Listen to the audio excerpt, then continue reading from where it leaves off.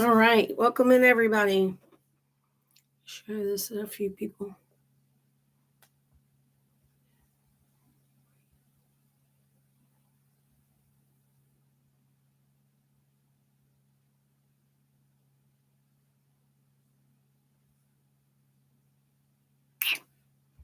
Okay, we got it going now. We are now in Ecclesiastes. So it should be a good thing. I'm not really gonna sing. I need to save my voice. I'm just kind of worried, or not really worried, but like I've just started this position that I got, and I'm an assistant teacher, which good news. I'm hoping and praying everything works out, but I should be starting school to get my degree in January. So I'm super excited about it. But I got to save my voice because school's tomorrow and everybody there has like a head thing going on. So I'm like, let's just not try to get sick. Okay, let's try to stay healthy. So here we are. Um, so we are again on TikTok, YouTube, Facebook, and Star Maker, which I'm not real sure if I like this color. I don't know. It makes it good to read though, right? So here we go. We are in Ecclesiastes chapter 1. Remember, we are in season 3. I believe we're in season 3. Yeah. Here we go. We're almost about to finish this one up too. Because once we get done with the Old Testament, we're going to be right into getting into the New Testament again. So this is our venture of getting into the Word together. I'll read it to you. You can follow along with me if you'd like. You can, if you're in the lives with me, if you want to, you can try to come in, and I'd be more than happy to let you read a couple of the chapters if you want. It would save me from having to use all my voice to do it. So I appreciate it. Welcome in, Julia. Hi, Schema. Hi, Teresa Perry. Hi, Charles Garcia, Michelle, Barbara McCain, Antonio Taylor, Tammy John. I'm trying to see who else I can call out for. Slinky, JD Weaver. Good to see you. Pig Mama. Love that name. I am Tom Lovelady. Okay, nice to meet everybody. Good luck. I'm so glad y'all are here. It's just, there's a happenstance of why you're here tonight. I believe the word is probably for you. I'm going to pray over the word and ask the Lord to bless it. Just wanted to give everybody a chance to get in before we get started. Hi there, Rick. Good to see you. Lancer, good to see you, D. Let's see. I'd have to actually pull these up over here. Let's see. Dougie, good to see you. AKA AJ Jam Jones, good to see you. Weather Raleen, Midnight Prowler, David McEwen. I don't know the names. They're kind of crazy. Louisiana Bayou. Hey, you're down there with my honey. Good to see everybody. Bobby Lewis, welcome in. Sunshine, welcome. Brooke, welcome. Angel Eyes, welcome. All right, we're going to go ahead and get started. Hi, Fletcher. Good to see you. Don't see much activity on the other ones, but that's okay. No big deal. Hi there. How are you, Mr. and Mrs. Hahn? I'm going to grab one more drink. You may see me do this a couple of times. Just going to leave the lid off because allergy season, and it's that time of the year. I am reading the Bible, the New Living Translation. That's what it is. You can stay and listen if you want. Normally I would sing, but my voice is about gone. So, okay, well, good luck to you. All right, here we go. Good to see everybody. Thank you all for coming in. Hi, Ambrose. Good to see you. Katie Woosley, Jennifer, New York Jams, S. Clayton, Dangerous Horizon, maybe. the one Scott. Bye, Felicia. See you later. All right, here we go. Ecclesiastes. These are the words of the teacher, King David's son. Who was King David's son? Do y'all know?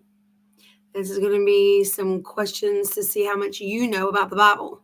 Who was King David's son? Who was the wisest man in the world? That's what it says about him. So who is that?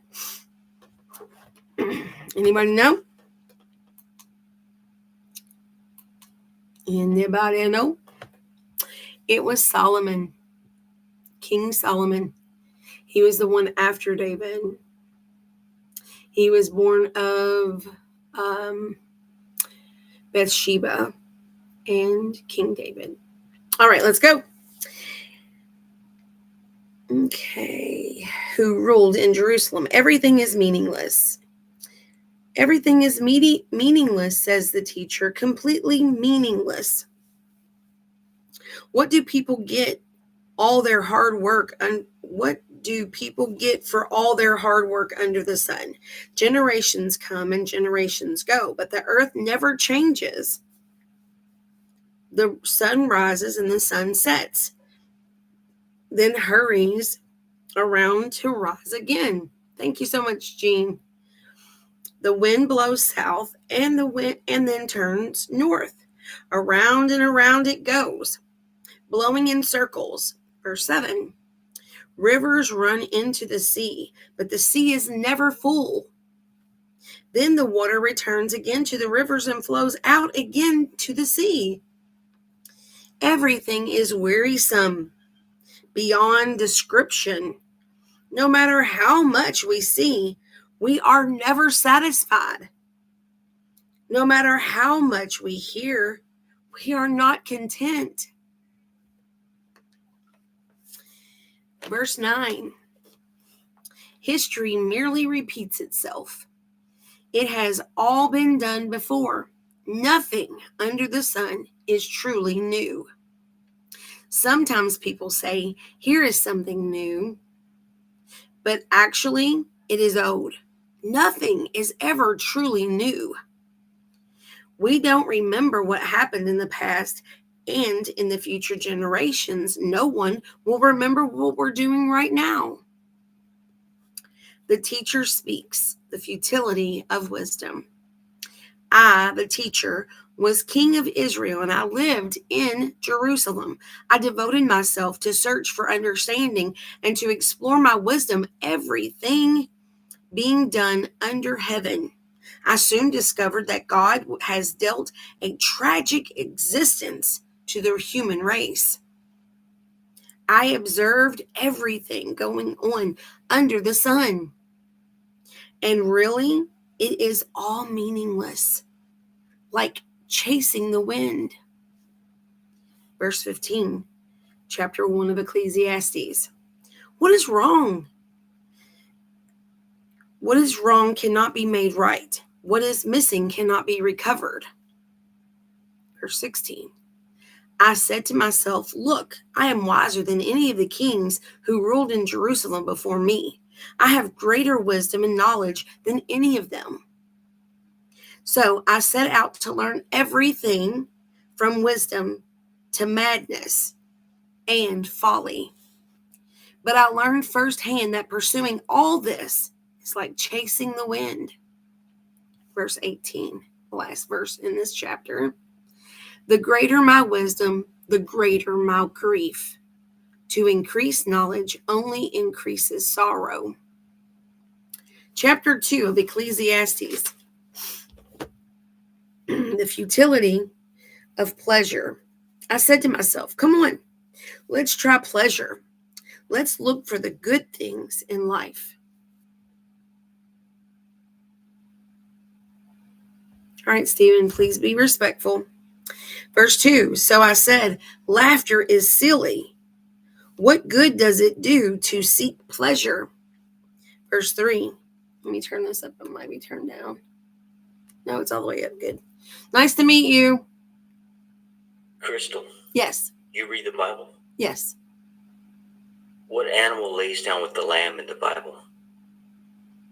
The lion and the lamb? The lion shall lay down with the lamb? Yeah.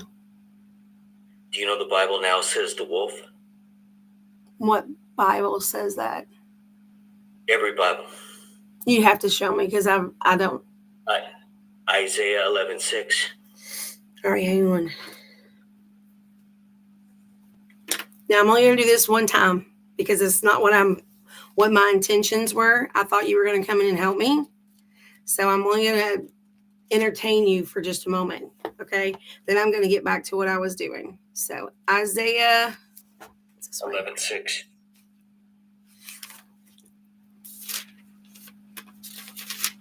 I can see that being said. So we'll see. Isaiah 11:6. It was the lion shall lay down with the lamb. Now read what it says. All right, let me read all of it because now you got me curious. Okay. Out of the stump of David's family will grow a shoot. Yes, a new branch bearing fruit from the old root. And the Spirit of the Lord will rest on him, and the Spirit of wisdom and understanding, the Spirit of counsel and might, the Spirit of knowledge and the fear of the Lord. He will delight in obeying the Lord. He will not judge by appearance, nor make a decision based on hearsay. He will give justice to the poor and make fair decisions for the exploited. This sounds like they're talking about Jesus. The earth will shake at the force of his word, and one breath from his mouth will destroy the wicked. He will hear righteousness like a belt and truth like an undergarment. Verse 6, in that day, the wolf and the lamb will live together. I didn't know that said that. The leopard will lie down with the baby goat. The calf and the yearling will be safe with the lion, and a little child will lead them all. See, Crystal, that whole verse has been supernaturally rewritten. Okay. Do you know the Lord's Prayer? Yes. Do you have a King James? I do. Why are we doing this? I mean, what is your purpose in coming into my live? I don't understand. Are you trying to shoot a hose in what I'm saying, or are you trying to get us into division? I'm trying to tell you the Bible is being supernaturally rewritten. We are still under the Mosaic Law. The Mosaic Law is clear. We are not to drink blood. In John 6:53, Jesus said, drink my blood and eat my flesh. This entity that you're worshiping, Jesus, Jesus, is Satan pretending to be the Messiah. Okay. If that's how you view it, that sounds fine, but it sounds like that you and I are going to have a disagreement right here. I'm not facing anything else than what I already learned. Yes, sir. Crystal, do you eat pork? Stephen, yes, I eat pork. Okay. According to Isaiah 66:17, yeah. Those that eat swine and rats shall meet their end. So here's another thing. Jesus came and got a new covenant. There was a new covenant with Noah. There was a new covenant with Moses. And so I'm not here to have discussions about this. You're interrupting my program.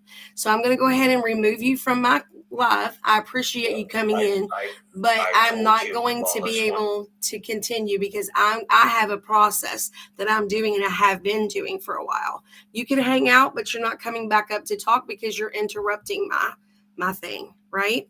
So I was courteous enough to listen to you, and I appreciate your view, and I'm not trying to force you into viewing anything differently than what you want to believe.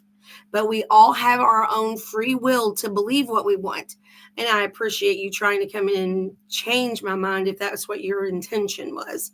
So again, I'm going to continue to do what I'm doing, and I appreciate you trying to come in and help. I'm sure that's what your intentions were. I really do. I really hope that that's what you were trying to do, but I'm not going to entertain it anymore. Okay. I'm going to get back to my program. Thank you so much. Okay. Chapter 2, the futility of pleasure. I said to myself, come on, let's try pleasure. Let's go for the good things in life. But I found that this too was meaningless. So I said, laughter is silly. What good is it to seek pleasure? After much thought, I decided to cheer myself with wine. And while still seeking wisdom, I clutched at foolishness. In this way, I tried to experience the only happiness most people find during their brief life in this world. I also tried to find meaning by building huge homes for myself and by planting beautiful vineyards. I made gardens and parks, filling them with all kinds of fruit trees. I built reservoirs to collect the water to irrigate my many flourishing groves. I bought slaves, both men and women, and others were born into my household. I also owned large herds and flocks, more than any of the kings who had lived in Jerusalem before me. I collected great sums of silver and gold, the treasure of many things and provinces. I hired wonderful singers, both men and women, and had many beautiful concubines. I had everything a man could desire. So I became greater than all who had lived in Jerusalem before me, and my wisdom never failed me. Anything I wanted, I would take. I denied myself no pleasure. I even found great pleasure in hard work, a reward for all my labors. But as I looked at everything I had worked so hard to accomplish, it was all so meaningless, like chasing the wind. There was nothing really worthwhile anywhere. The wise and the foolish. Chapter 2 of Ecclesiastes, verse 12. So I decided to compare wisdom with foolishness and madness. For who can do this better than I, the king? I thought. Wisdom is better than foolishness, just as light is better than darkness. For the wise can see where they are going, but fools walk in the dark. Yet I saw that the wise and the foolish share the same fate. Both will unalive. So I said to myself, since I will end up the same as the fool, what's the value of all my wisdom? This is all so meaningless. For the wise and the foolish, both unalive. The wise will not be remembered any longer. Hi, Shane. Than the fool. In the days to come, both will be forgotten. Verse 17, chapter 2 of Ecclesiastes. So I came to hate life because everything done here under the sun is so troubling. Everything is meaningless, like chasing the wind. The futility of work. I came to hate all my hard work here on earth, but I must leave to others everything I have earned. And who can tell whether my successors will be wise or foolish? Yet they will control everything I have gained by my skill and hard work under the sun. How meaningless. So I gave up in despair, questioning the value of all my hard work in this world. Verse 21. Some people work wisely with knowledge and skill, but must leave the fruit of their efforts to someone who hasn't worked for it. This too is meaningless, a great tragedy. So what do people get in this life for all their hard work and anxiety? Their days of labor. Verse 24. So I decided there is nothing better than to enjoy food and drink and to find satisfaction in work. Then I realized that these pleasures are from the hand of God. For who can eat or enjoy anything apart from him? God gives wisdom knowledge, and joy to those who please him. But if a sinner becomes wealthy, God takes the wealth away and gives it to those who please him. This is too meaningless. This too is meaningless, like chasing the wind.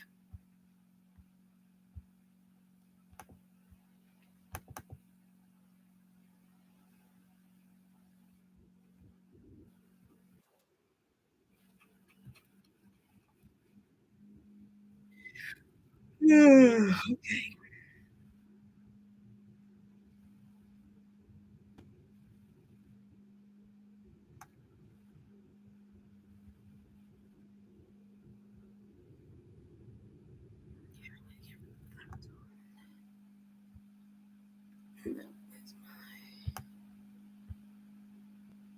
That is my Facebook.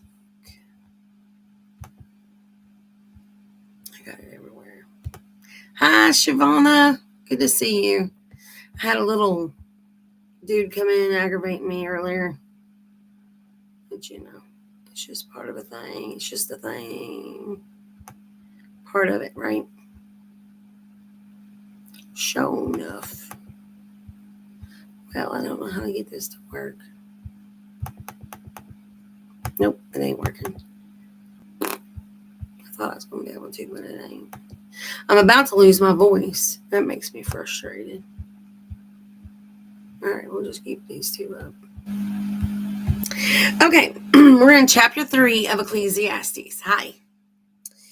A time for everything. For everything, there is a season, a time for every activity under heaven, a time to be born and a time to unalive, a time to plant and a time to harvest, a time to unalive and a time to heal, a time to tear down and a time to build up, a time to cry and a time to laugh, a time to grieve and a time to dance, a time to scatter stones and time to gather stones, a time to embrace and a time to turn away, a time to search and a time to quit searching, a time to keep and a time to throw away,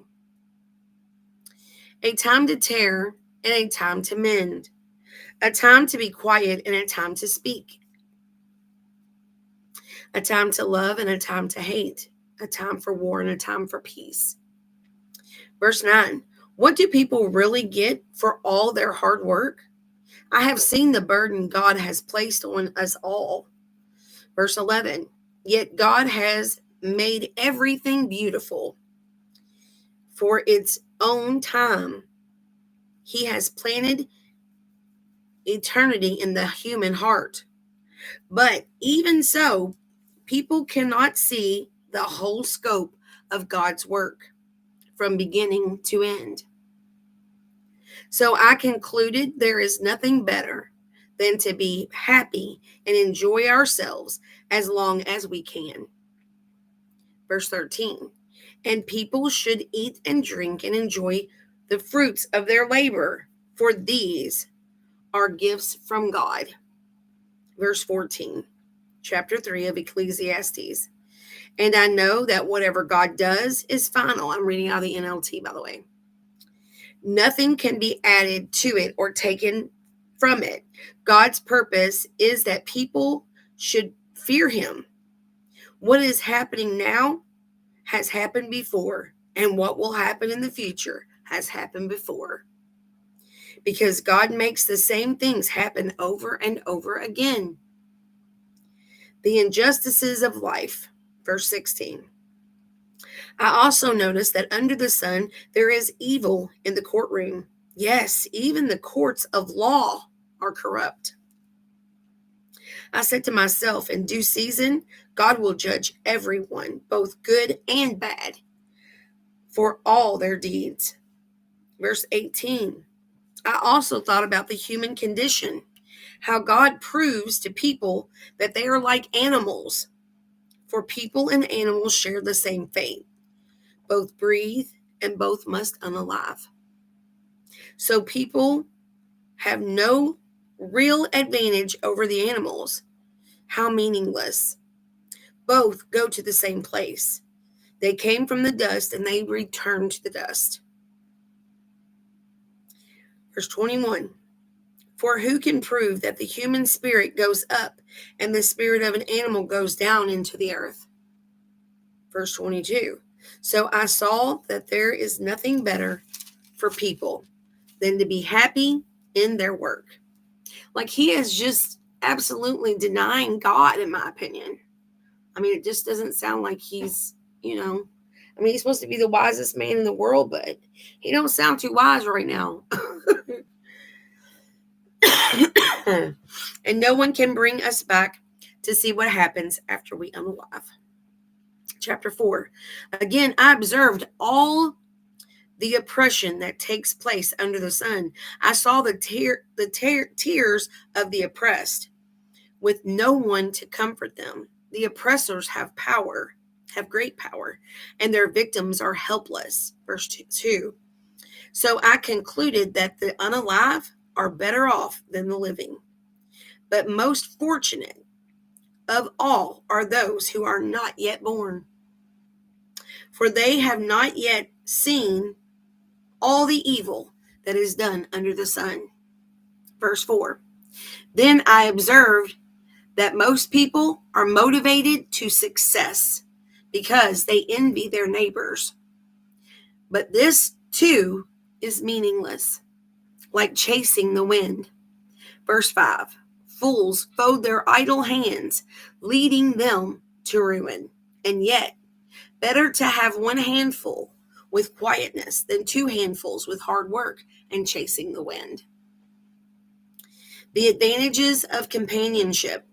I observe yet another example of something meaningless under the sun. This is the case of a man who is all alone, without a child or a brother, yet who works hard to gain as much wealth as he can. But then he asks himself, who am I working for? Why am I giving up so much pleasure now? It is all so meaningless and depressing. Two people are better off than one, for they can help each other succeed. If one person falls, the other can reach out and help. But someone who falls alone is in real trouble. Likewise, two people lying close together can keep each other warm. But how can one be warm alone? A person standing alone can be attacked and defeated, but two can stand back to back and conquer. Three are even better, for a triple braided cord is not easily broken. Whoo, my goodness. Ooh. Okay, so whenever I first got saved, I didn't even know. I must have read it and just didn't realize it. But I felt like, because we were in the middle of like a prayer situation, and there was three of us, and I prayed in the spirit that the three ladies that was there would be tied together and intertwined like a triple braided cord. And it just talks about that. So the crazy thing is, one of us passed away. And then now there's two left. So I'm just praying that God will bring us the third one again. Amen. So that we can continue to work together and get that triple band cord up together again. For the power of the Lord.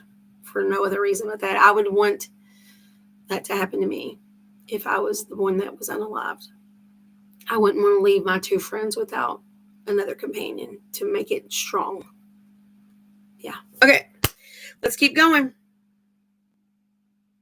The futility of political power. It is better to be a poor but wise youth than an old and foolish king who refuses all advice. Such a youth could rise from poverty and succeed. He might even become king, though he has been in prison. But then everyone rushes to the side of yet another youth who replaces him. Endless crowds stand around him, but then another generation grows up and rejects him too. So it is all meaningless. like chasing the wind. Chapter 5 of Ecclesiastes, approaching God with care. You can if you want to go on your own live. Nice to meet you. Have a good day. Stay and listen, learn about Jesus. Okay. Chapter 5, approaching God with care. Verse 1, as you enter the house of God, keep your ears open and your mouth shut. It is evil to make mindless offerings to God. Don't make rash promises and don't be hasty in bringing matters before God. After all, God is in heaven and you are here on earth. So let your words be few. Thank you. You're welcome. Verse 3, too much activity gives you restless dreams. Too many words make you a fool. When you make a promise to God, don't delay in following through, for God takes no pleasure in fools. Keep all the promises you make to him. It is better to say nothing than to make a promise and not keep it. Don't let your mouth make you sin. I like that. And don't defend yourself by telling the temple messenger that the promise you made was a mistake. That would make God angry. And he might wipe out everything you have achieved. Talk is cheap, like daydreams and other useless activities. Hi, Blue Eyes. Good to see you. Fear God instead. The futility of wealth. Verse 8. Thank you, sis. Don't be surprised if you see a poor person being oppressed by the powerful, and if justice is being miscarried throughout the land. For every official, is under orders from higher up, and matters of justice get lost in the red tape and bureaucracy. Even the king milks the land for his own profit. And God told them that when they wanted their own king. He said, but you have to understand, when we get a king in front ahead of you, it's just before they even got Saul. He's going to take your children as his bondservants and everything. And that's exactly what they do. Verse 10, those who love money will never have enough. How meaningless to think that wealth brings true happiness. Verse 11, the more you have, the more people come to help you spend it. I love that. So what good is wealth, except perhaps to watch it slip through your fingers? Verse 12, people who work hard sleep well, whether they eat little or much, but the rich seldom get a good night's sleep. Verse 13, there is another serious problem I have seen under the sun. Hoarding riches harms the saver. Verse 14, money is put into risky investments that turn sour, and everyone is lost, and everything is lost. In the end, there is nothing left to pass on to one's children. We all come to the end of our lives as naked and empty-handed as on the day that we were born. We can't take our riches with us. Verse 16, and this too is a very serious problem. People leave this world no better off than they were when they came. All their hard work is for nothing, like working for the wind. Verse 17, throughout their lives, they live under a cloud, frustrated, discouraged, and angry. Verse 18, even so, I have noticed one thing, at least that is good. It is good for people to eat, drink, and enjoy their work under the sun during the short life God has given them, and to accept their lot in life. Verse 19, and it is a good thing to receive wealth from God and the good health to enjoy it, to enjoy your work and accept your lot in life. This is indeed a gift from God. God keeps such people so busy enjoying life that they take no time to brood over the past. Chapter 6. There is another serious tragedy I have seen under the sun, and it weighs heavily on humanity. God gives some people great wealth and honor and everything they could ever want. But then he doesn't give them the chance to enjoy these things. They unalive, and someone else, even a stranger, ends up enjoying their wealth. This is meaningless, a sickening tragedy. Verse 3. A man might have 100 children and live to be very old.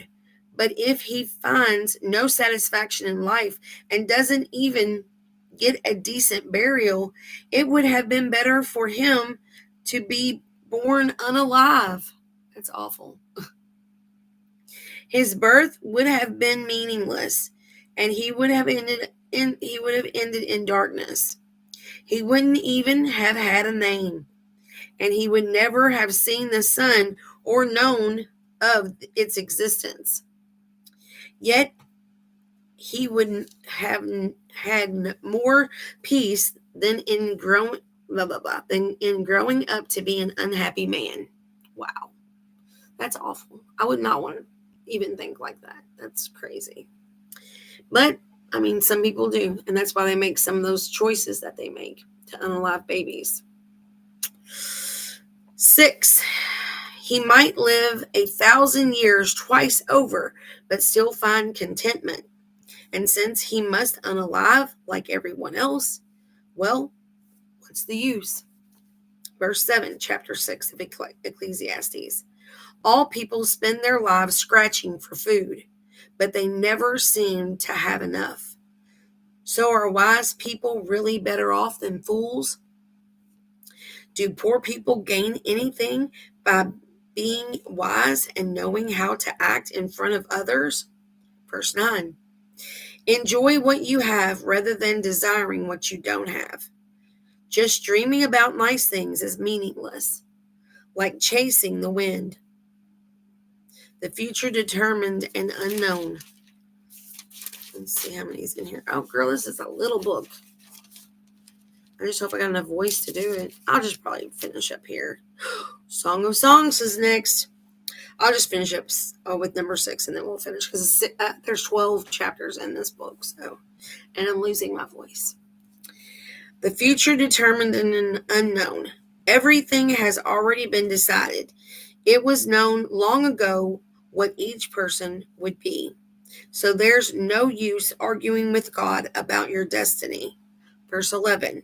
The more words you speak, the less they mean. So what good are they? Verse 12, the last verse before we finish, and I'm going to go to bed. It's 10 o'clock here. In the few days of our meaningless lives, who knows how our days can best be spent? Our lives are like a shadow. Who can tell what will happen on this earth after we are gone? We are in chapter 7 tomorrow night. I'm going to go rest, take some allergy medicine, try to get better, maybe get me some tea. I always heard that helps. Thank you all so much. Thank you, Shavana. I appreciate you being here. Is it Shavana or Shavona? You too, dear. With a long O or a short O?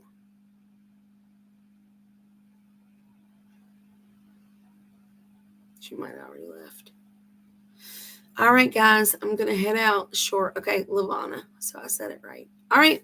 Love you guys so much. God bless you. We're going to read the Bible tomorrow night as well. We'll finish up with Ecclesiastes and get ready for the Song of Songs. Okay? God bless everybody. Good night.